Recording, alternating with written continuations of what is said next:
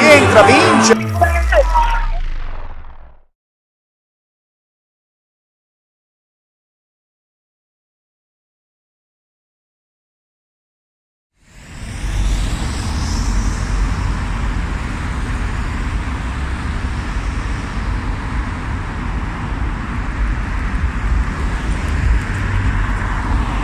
So we're going to Tulse Hill, just down the road from Brixton. This is where my first house was when I moved to the UK. Now bear in mind, family of 4, but we shared the bedroom. Different families were in different bedrooms, and I haven't been there since I moved there, or since I moved out, so I'm gonna go there now. It was not so easy initially, but later it gets a bit better. And when you just arrive in Italy, there's no accommodation, you used to sleep in train station. Some what they call Roman characters help us to charity. So through there I got the job and I was working as a warehouse. Well, as you know, everything in Asia is very quite difficult, but when you stick on it, you can make it. I am Grace Afrifa. Frederick Afrifa is mine. Challenges was just the language, because you know when you arrive in Italy, your aim is to get a job, and without the Italian language you can't work. So the challenges was, oh, how can I make it? How can I work? So you have no choice than to get yourself ready, learn the language so that you can start working. Me, my little sister, my mum and my dad, and not en suite. So we were sharing bathroom, we were sharing kitchen, and it was really tough. I remember, whatever the weather, my mum would take us to the park. Brockwell Park was just further down there. We would always go to the park because the place was just too small for us. And for me, the hardest transition coming from Milan to London was the fact that I didn't speak any English, didn't have any friends, and the fact that we didn't have any space. But that's where we started from, humble beginnings. My boy and a girl, as we know in UK, Fred was 10 years, Michelle was 5 years. So in a normal circumstance, they're supposed to have their separate room. In this case, one room, me, my husband, them. And I can't describe, and you cannot imagine how we were coping, sharing bathroom and kitchen with other tenants. As a mother, it wasn't easy because my children, they wasn't even used to sharing bathroom with other people. So they just walk in. You need to tell them, you have to knock, you have to make sure no one is there. You know, after eating, make sure you tidy the kitchen for the next tenant. As a mother, it was a challenge. The biggest cultural shock moving from Italy to South London was the fact that there were black people here. Because growing up in Milan, I didn't see any. It was just mom, my dad, 50 Cent, Will Smith on television. And then on Sunday, I would go to church, which was a bit far from my house, and it was an international church, so there would be other African families there, but on a regular basis, I hardly saw anyone. And moving to Brixton, there were more black people than white people.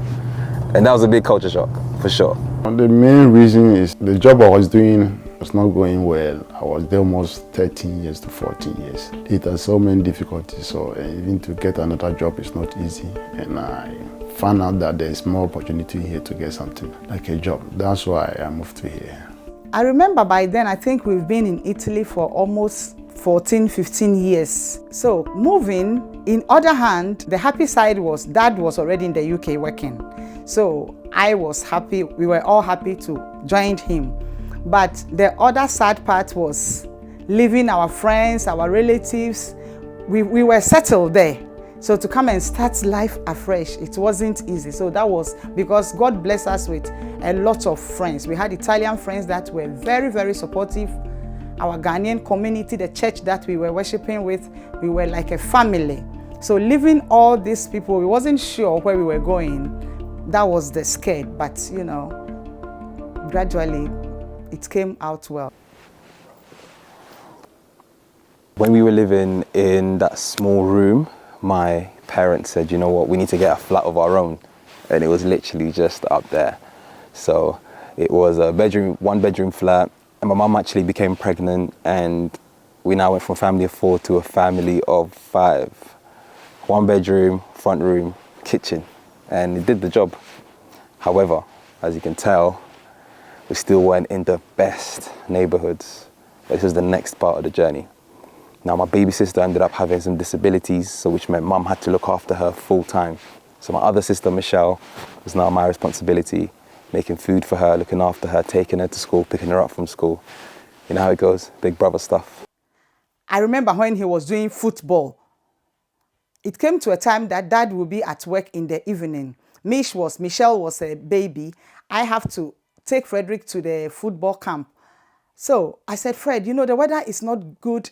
I can't leave Michelle. I said, oh, Mom, don't worry, I will go. So I have to look through our windows, looking at my boy running to the football field. Frederick has got such a determination right from day one. So I knew that in the future, how he has started, God willing, God will bring him to where he wanted to be. There's a picture of me and James quando eravamo piccolini. It takes me back to a time where me and Fred were kids, and there's this story that I always love to tell, and it always makes me laugh thinking about it. Fred's always been very competitive.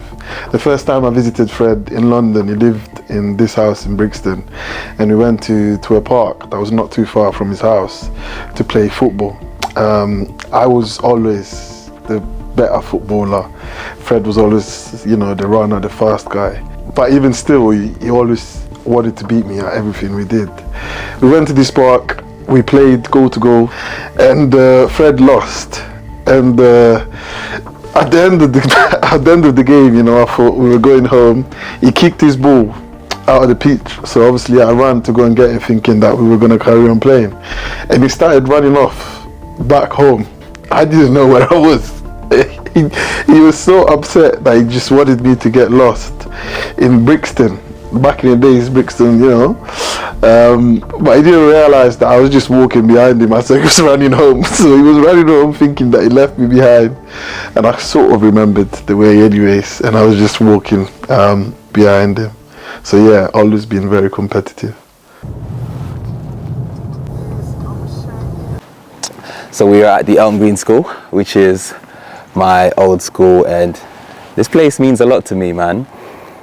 When the school first started, the building was in Gypsy Hill. Later on, it moved location to Tulse Hill. And I proper used to look up to artists like Krypton Conan, because you can only imagine being a kid in year 7. I'm still learning English, but everyone's listening to these local artists, Krypton Conan, and I proper used to look up to them. And then the school ended up moving to Tulse Hill, and this is it, man. So many memories here. One of my favorite memories from school was obviously sports day. We used to go down to Crystal Palace, and those times I didn't do any training, but I always used to win. And I definitely say that those are my favorite memories from school days. And when you came, you went to the school, the primary school. As you came, you don't speak English, but you just pick up within 2 or 3 months. Even they make you as a class prefect, then I saw that you have some potential. So of course it was a bit of a struggle growing up, and I never wanted to ask my mum for any money. So that's actually why I started hustling. I was that guy in school that was selling sweets, selling Lucozade, anything I could.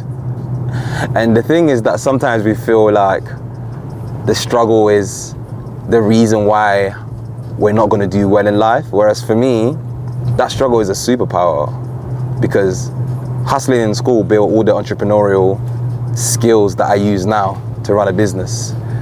So sometimes I laugh on the times that I would be in school trying to sell a pack of Lucozade, trying to flip a profit, and then split the money with my mum. It's good days, man. Advice we gave to Frederick was able to concentrate and do what you have to do. And the secondary was very good, was Apprentice. Even the school, they saw that Frederick can be someone of Apprentice. Even Apprentice helped him a lot not to join all these bad boys, as you know, in the Bristol area. So the biggest part of moving to South London that I didn't know about was the streets. So in the first couple weeks, I was in the wrong place at the wrong time, and I got robbed. And I remember someone approached me with a knife saying, "Give me your phone." And I was so confused. I was like, why do you want my phone? You have to know how to move and where you have to go. I actually haven't been here since it happened, which is crazy, but I actually got robbed there. And I was on my way back from school, and literally some dude approached me with a knife, said, give me your phone. Just gave him my phone. The maddest thing is, I had just moved here, and he was clearly from the area, because I used to see him every week. And I used to get so scared every time I saw him. And it was a crazy reminder that I landed in South London. As a family, we try to advise you where to go, where not to go. Even 2 or 3 occasions when you were going to school, they took your phone from your hand. It was not easy. A difficult time, I'll be honest, because that stuff had never happened to me in Italy. And the craziest thing is, a couple weeks later, it happened again in Elephant and Castle, which is about 40 minutes down the road. And for me, it just reinforced things that weren't too good. Do you know what I mean? At the time, I just thought it meant, okay, it means whatever you want, you need to go and take it, even if it's at someone's detriment. And I did start doing that, do you know what I mean? And I'm not proud that I did do that sometimes, but I guess the environment I was in, those are the lessons that it taught me at the time. So, yeah. What also happened is that I wanted to try and make friends that would protect me in case stuff like that would happen again. And being 13 years old, getting robbed, it's actually a pretty traumatic experience, to be fair. But I truly believe that everything, if it doesn't kill you, it makes you stronger. So, as crazy as it sounds, I'm grateful to them. If you robbed me and you're watching this, thank you. The area is not easy.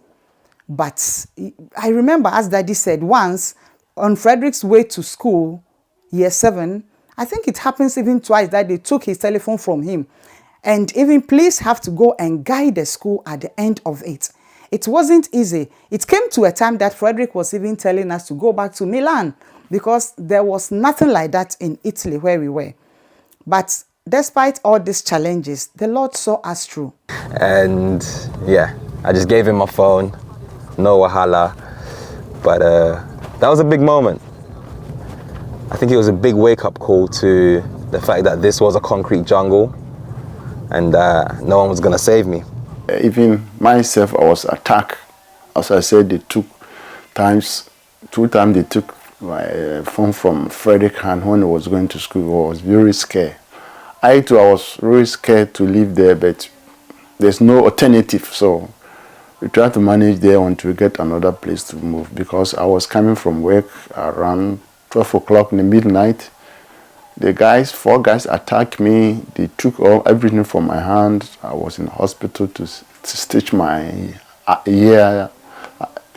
And upon all these things, we tried to cope and live there until we get another place too. So we didn't find it so easy. I was a bit scared when I'm just coming from work and I saw maybe a group of guys. Maybe they are going their way, but the memory comes to you that maybe they are coming to attack you again. So I was trying to, quick as possible, to find somewhere to move. So try to manage there until we find some big safe place to live. So I was blessed. I'm blessed to have these children. Frederick has got such a determination right from day one. So I knew that in the future, how he has started, God willing, God will bring him to where he wanted to be. All I can tell them is, advise the children, I'm a Christian, pray for them. Advise them, praying for them. That is the only thing, because when we advise them and God comes in, if our children, they listen to us, they will definitely become what they want to be. It doesn't matter where you are living, it doesn't matter where you are staying. As youngsters, please take your parents' advice and focus on what you want to do. If you go to school, your focus is on your education. Don't listen to what someone is saying, what someone is doing. Just focus. And by doing so, you will be able to achieve what you want. What motivated me to apply for the Apprentice?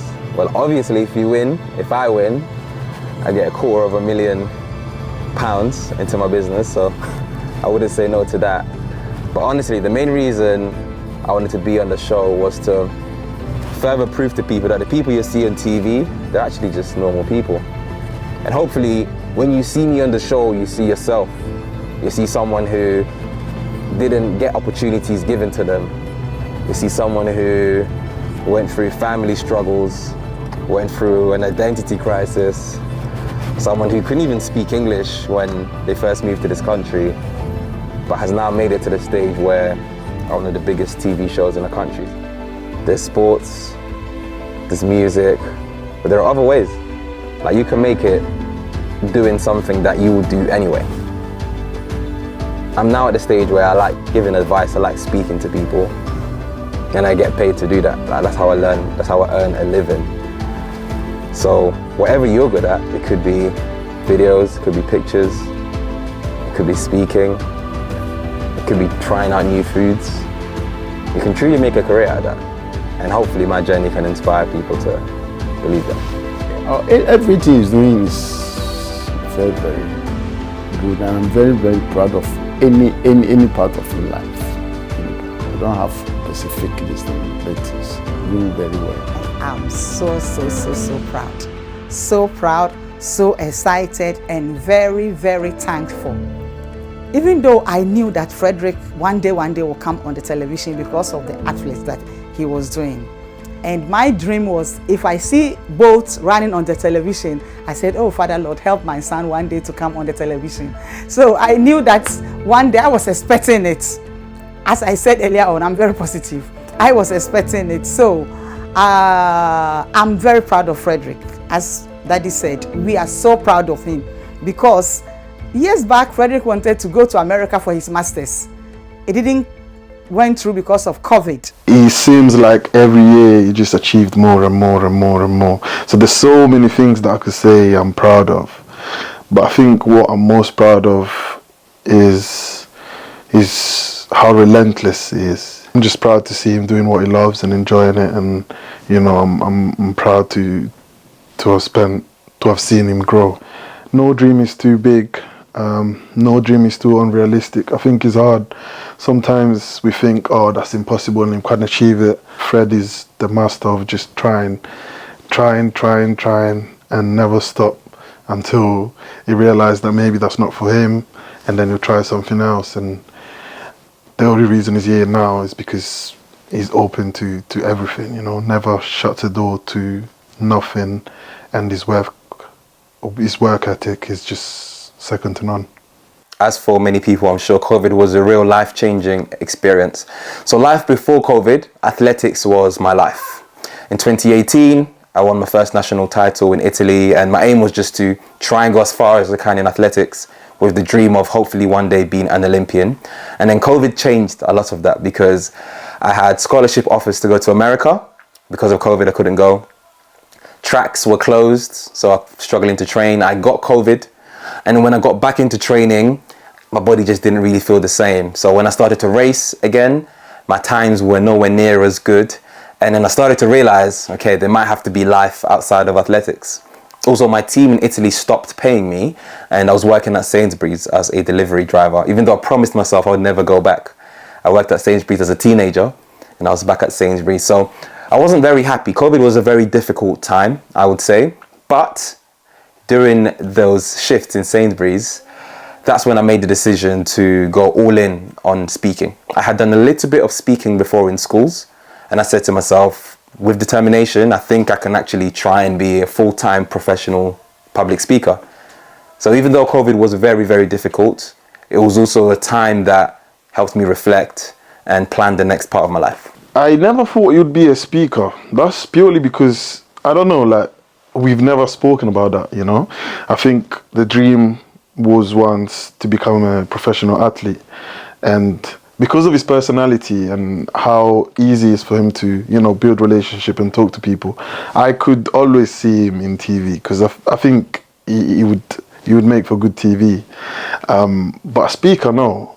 Not because I don't think he could do it, it's just because it was never something that we spoke about. But I do believe strongly that everything that he puts his mind to, he can achieve. So I'm not surprised that he's here now. I think we tried again, and at the end, he was confused what to do. But with determination, focusing, and in his company is believe in greatness. So him believing in greatness, Frederick, he hasn't become what he wants to, but he has become somebody. And we pray that as time goes on, Frederick, everyone will know who Frederick is, and the purpose of God in Frederick's life will definitely come to pass. Believe in greatness is a very good question. So initially, Believe in Greatness was actually only an athletics club for kids. It came about because I went to a school, and it was a private school. I did a talk at the school, they gave me £100, I was happy. Until I went home and I did some research, I saw that the tuition for that school was crazy. Parents were paying thousands for their students to go to that school. And I thought, I need to go back, but I've already spoken. So what can I do until next year when they invite me to speak again? And the idea was, well, I do athletics, why not start an athletics club? And it was just a way to stay in that school, you know, and that was the beginning of Believe in Greatness. It's now also a public speaking training company. That's the main thing that we do. But we still have our athletics club as a way to give back to children. My advice as a mother, as Frederick always knows, is my son Frederick. Whatever you do, everything that you do, put God first. Let God first be in everything that you do. If you decided that you want to do this, just pray and ask God for direction. If God directs you, He will always lead you to the right path, and He will take you to a place that you want to. So my son, I cannot give you anything than telling you to put God first in your life. Focusing, determination, and definitely you will be what God wants you to be. I'm really hoping my journey inspires anyone listening to this, and that's the reason why I started sharing my life publicly, the reason why I asked my parents to do this short documentary, because I moved to this country hardly speaking any English, and I had to adapt, I had to learn the language. My family went through so many struggles and so many situations, and so did I personally, but I didn't let those situations stop me. And actually I used those situations as my drive to do better. And I know there are millions of people around the country, around the world, and their current situation isn't great. So hopefully my journey can show you that your current situation is not your final destination. And if you change your mindset, if you change a few things in your life, you can get to where you want to get to. And you might see me on television now, you might see me in The Apprentice, but just know that things were not easy. And for me to get to that stage was difficult. So I'm hoping that the struggle that I went through, that my family's gone through, can inspire people to believe in greatness.